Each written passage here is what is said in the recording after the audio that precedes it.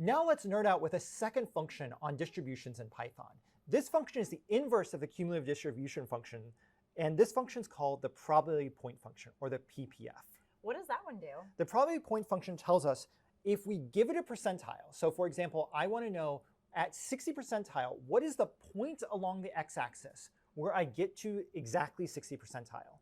So I think the best way to see this is to look at examples. Sounds great. So I've got a few examples here, and we're going to need to use the distributions. So we're going to have to import them as we've always done.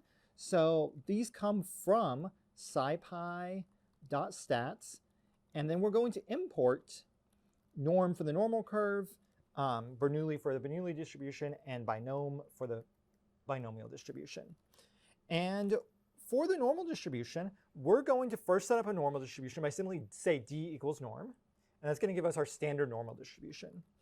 And then for this, we can answer a few questions about the normal distribution. For example, what is the z-score when the CDF is 97.72%? So for 97.72, we need to insert that as a decimal. So we can do d.ppf to find out the probability point function of 9772. And when I did that, I got 1.999, or rounding to 2. Basically 2. So 1.999, which is basically equal to 2. So what that means is on the z-score, since we have a standard normal curve, we have the value of 0 here, the value of 1 here, the value of 2 here. And that means to the left of 2 is 97.72% of our data. So what the PPF does is it allows us to say, when we get to 97.72%, it's going to say that that is the z-value of 2. And the area to the left is actually what's defined as CDF. So let's just make sure this all comes back together. Yeah, let's double check. So if we do d.cdf of 2, we get 0.9772. And that's exactly what it means that a function is the inverse of another function. So if we give 0.9772, that should result in what we give as the value of the CDF of 2. So let's do several examples of the PPF to really understand what's going on. So this next question, what is the z-score when exactly half of the distribution is to the left? So if half the distribution is to the left, we want to know when we get to the 50th percentile. So for that, we're going to do d.ppf of 0.5 to find out when we're at the 50th percentile. And for the normal curve, that should be exactly in the middle, so it's symmetrical. And what do you get? I actually get 0. And we get 0, so that's the exact middle of the normal distribution. So let's go ahead and swap over to a Bernoulli distribution. So this Bernoulli distribution is a distribution of successfully picking a red marble from a bag that contains 1 red marble and 3 blue marbles. So there's successes are 1, failures are 0, and you can see there's a 25% chance of success and a 75% chance of failure here. And the question is, what is the 40th percentile result of drawing marbles for a red marble? So if we do this a whole bunch of times, 40% of our data is going to draw so many marbles.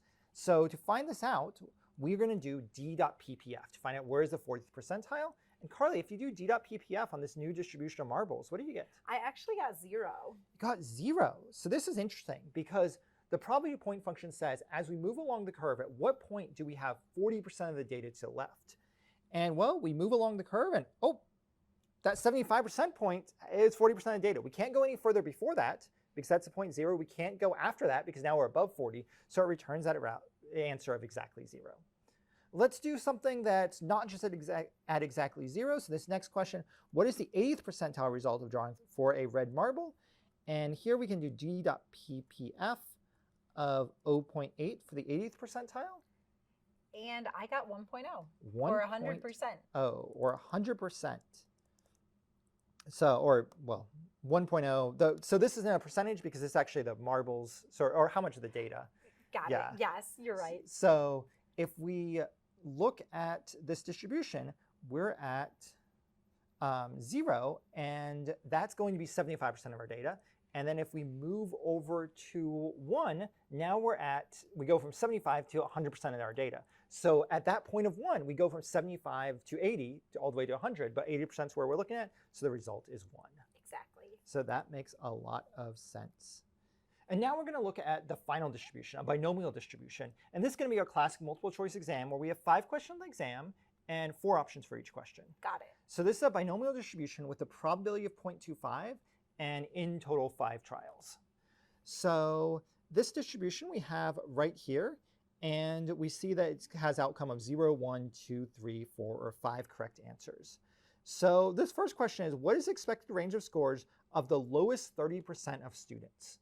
So this says among the bottom 30% of students who take this exam, when they're just randomly guessing, where is the 30% point on our graph? So to do that, we're going to do d.ppf, and I think you've already done that, Carly. I just did it, and I get 1.0. You got 1.0. So what this means is that we started here at the 0 mark, and we saw that the 0 mark contains some value less than 0.3, because, and if we look here, it's about 0.24. So 24% of our students got 0 questions right on this random multiple choice exam. And then as we move to the next mark, that's around 0.39. So if we sum up all that area, the 30th percentile is right there at the 1 mark. That's where we reach the 30th percentile. So to answer the question directly, what's the expected range? Well, the range is going to be 0 through 1. Got it. So the next question is, what's the expected range of scores for the top 80% of students? Oh, interesting. So the top 80% of students. So this is going to use PPF in a different way. Because if I just do d.ppf of 0.8, I'm going to see what the bottom 80 percentile get, right? Right. So I really need to sort of think about 1 minus 80% to find out what the bottom 20 percentile gets. Then I know what the top 80 percentile score gets. Does that make sense? Yeah, that makes sense for sure. So I would do d.ppf of 0.2 because the top 80% of students is the same as the 20th percentile. Correct. We're going to eliminate the bottom 20th percentile to get the top 80 percentile, because just like CDF, PPF always starts from the left and grows right. You can't always, every time we think about these things, we're always thinking about the area to the left or moving from the left what point we're at. Exactly. So d of PPF of 2 is 0. 0. So that means that the bottom 20th percentile all got zeros, including some of the top 80th percentile of the students also got a 0. Yeah. So the whole range is the whole range of 0 to 5. If you're in the top 80th percentile, we actually gain no information about what score you got. So this is the probability point function. This is a really useful function. If you want to know a percentile of people that fall in a certain range, the PPF function will tell you exactly where that boundary of the range is. And it's a super useful function that we're going to find is something that we're going to go to and help us out when we're solving different questions that we want to nerd out with. Got it.